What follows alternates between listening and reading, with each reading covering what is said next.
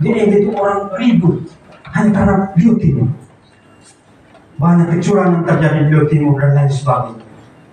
Tapi ketika saya hadir, saya bukan malaikat, tapi saya berusaha supaya bagaimana ini jangan sampai terjadi. Dan itu akhirnya 5 tahun yang lalu bersama dengan ami saya, Ance, akhirnya itu tidak terjadi.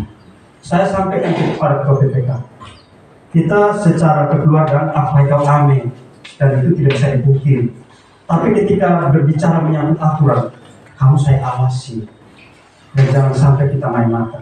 Dan puji Tuhan bahwa ketika menyampaikan hasil pemilu di Kabupaten Ende tingkat kecamatan itu aman, dan beliau menyampaikan kepada saya aman. Padahal di sini kita gontok-gontokan dan tanya saja kepada Ketua PPK, hampir berkelahi di bawah. Saya pikir suara orang satu ya satu, jangan satu dikatrol menjadi 2 bahkan jadi 1000, jangan. Karena ini baru kain. Mungkin kita bisa membuat keluarga kita yang orang melakukan hal yang sama.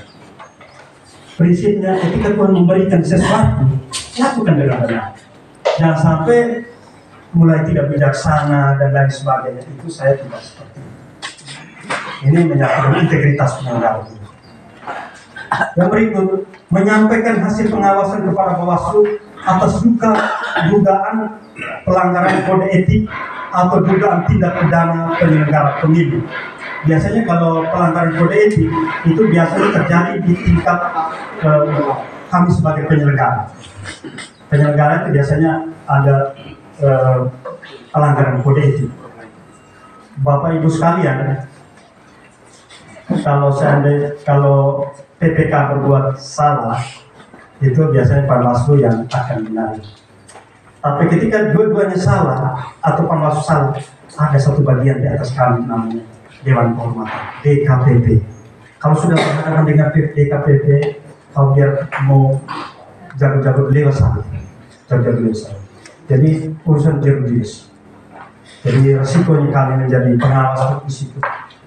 Kelihatan mudah, tapi sebetulnya banyak risiko yang harus kami lewati. Yang berikut, menginvestigasi informasi awal atas dugaan pelanggaran pemilu. Harapan saya ini tidak terjadi.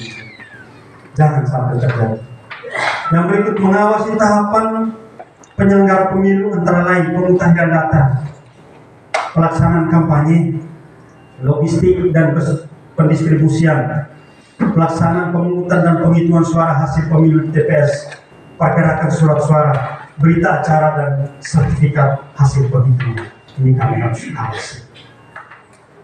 Dan harapan saya tidak hanya kami, Bapak Mama juga tadi bermain dia punya itunya bersama rakyat awasi pemilu, bersama Bawaslu tegakkan keadilan. Kita bersama-sama. Berikut. Next. Ini untuk informasi ya, struktur pengawasan pemilu, level dan lembaga. Di pusat itu Bawaslu, di provinsi Bawaslu provinsi, kabupaten Bawaslu kota, kabupaten, kecamatan Panwascam, kelurahan Panwaslu kelurahan atau sekarang disebut dengan TKD, pengawas desa dan kelurahan. Yang berikut pengawas TPS yang sebentar lagi kita akan rekrut. Ada 28 orang yang kita akan rekrut sekecamatan itu, karena kita ada 28 TPS. Jadi mereka-mereka ini yang kita tempatkan di TPS masing-masing. Kalian cuma satu hari, tapi kalian luar biasa. Yang berikut, struktur pengawas pemilu Kabupaten Ende, Bawaslu Kabupaten Ende. Bawaslu Kabupaten Ende terdiri dari 3 orang komisioner, sama seperti di kecamatan. Di kecamatan juga sama.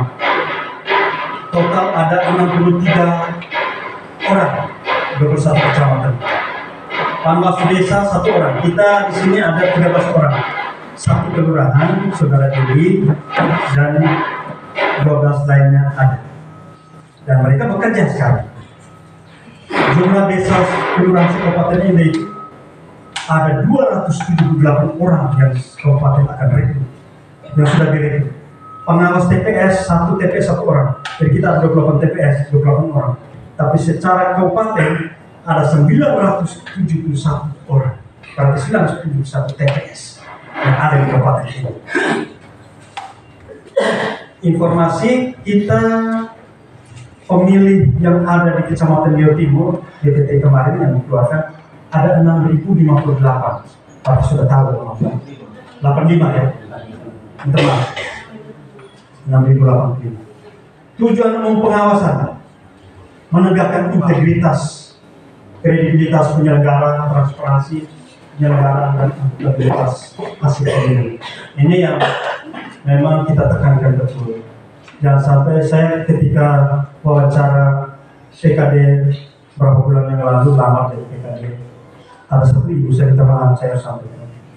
Dia datang karena 5 tahun yang lalu dia dari PKD kami. Harus saya sampai di depan, sekali itu dia perempuan, saya lupa. Tapi ibu coba ibu jalan ke depan 10 meter, HIDK, sampai 10 meter orang secakit gitu. Dan benar, mau sama. Ketika kita berdiri 2 kaki, satunya di partai politik, satunya di Panwascam, akhirnya suatu ketika kita terjatuh dan orang akan tertawa. Dan ada beberapa yang kerjanya mulai dengan partai politik dan lain sebagainya main mata, dalam perjalanan saya keseluruh. Karena SK saya buat, SK dibuat di sini, kecuali dari Bawaslu Kabupaten. Nah itu urusan ke Bawaslu Kabupaten. Saya beritahu Ketua Bawaslu Kabupaten ini menjadi hak veto Panwascam. Jadi saya berhentikan orang-orang yang pemain-pemain saya berhentikan. Yang berikut, mewujudkan pemilu yang demokrasi, memastikan terselenggaranya pemilu secara langsung, umum, bebas, rahasia, jujur dan adil. Ini asas demokrasi. Oke.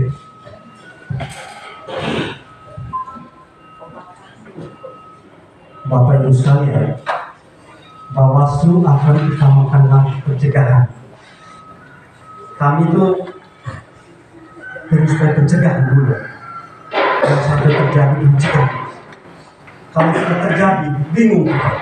Masing-masing ibu sampai di gabung dulu. Ada sebuah lembaga kecil di Bawaslu yang menggabung. Itu ada Bawaslu, kepolisian dan kejaksaan. Jadi kita masing-masing bebas hari kalau menyangkut hal ini.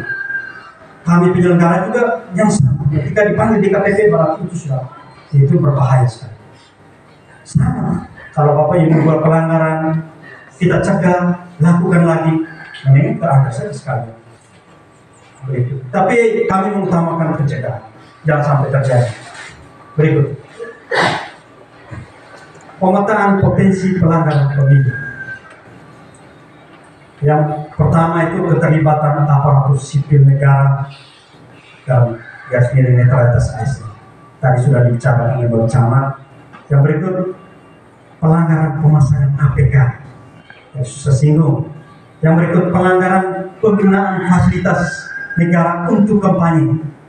Berikut pelanggaran penggunaan tempat ibadah untuk kegiatan kampanye. Yang berikut integritas penyelenggara. Yang keenam itu pelanggaran politik uang. Berikut, ini saya bahas satu persatu. Pemetaan potensi pelanggaran pemilu, keterlibatan aparatur sipil negara. Itu sudah diatur di Undang-Undang Nomor 5 Tahun 2014. Itu jelas aman. Kalau sampai ASN seperti tadi yang Bapak Camat sampaikan tetap langgar, resikonya itu luar biasa. Kita berharap ya kalau bisa sebisa mungkin jangan sampai orang tahu. Kalau ada yang lapor, bukannya untung, buntung. Tapi selama itu tidak terjadi, ya aman-aman saja. Harapan saya. Yang jadi masalah itu ada partai lain dan partai pengusung saling lapor. Ini yang jadi berbahaya. Kalau Panwascam sih saya pikir kita terima. Tapi ketika ada yang lapor, lampu merah, saya bilang lampu merah. Kalau seandainya dia hanya pelanggaran administrasi, sah-sah saja, masih bisa proses. Tapi kalau seandainya itu ujung-ujungnya pidana, selesai sudah. Jadi bukan saya menakut-nakuti ya, ini hanya menginformasikan kepada kita supaya berwaspada. Netralitas merupakan salah satu asas yang mengatur penyelenggaraan kebijakan dan manajemen ASN. Netral berarti tidak memihak, tidak ikut membantu salah satu pihak, diatur dalam Undang-Undang Nomor 5 Tahun 2014. Itu jelas sekali. Banyak sekali hal yang dijelaskan di dalam. Jadi kalau Bapak Ibu bisa lihat di situ itu sudah dapat. Keterlibatan pegawai BUMN dan BUMD, PAN dan lain sebagainya jangan sampai terlibat atau mendanai kegiatan kampanye, itu tidak boleh, itu diatur dalam undang-undang. Pejabat negara hingga pegawai itu dilarang ikut terlibat aktif menjadi pengurus partai politik, menjadi jurkam, dan dilarang menjadi penyokong dana dalam kegiatan politik. Bagaimana menjadi penyokong? Selama ini kan kita tidak tahu. Jadi harapan saya karena kali ini kita asosiasi, ya sudah kita bisa tahu. Dan menyampaikan pada keterlibatan kepala desa dan aparatur. Saya berharap, ini harapan saya, kepala desa sampai dengan di bawah hujan. Kepala desa betul menjadi pembina politik desa, tapi jangan sampai mengatakan orang sekalinya. Tapi sebagai pembina politik baik dan pemahaman itu kapasitasnya Bapak desa dan Ibu desa. Jadi jangan sampai mengarahkan orang. Atau RTW ini juga depo akan datang semua, jangan. Biarkan mereka memilih sesuai dengan apa yang mereka inginkan. Itu sudah diatur di Undang-Undang Nomor 6 Tahun 2015. Yang berikut masa kampanye itu tanggal 20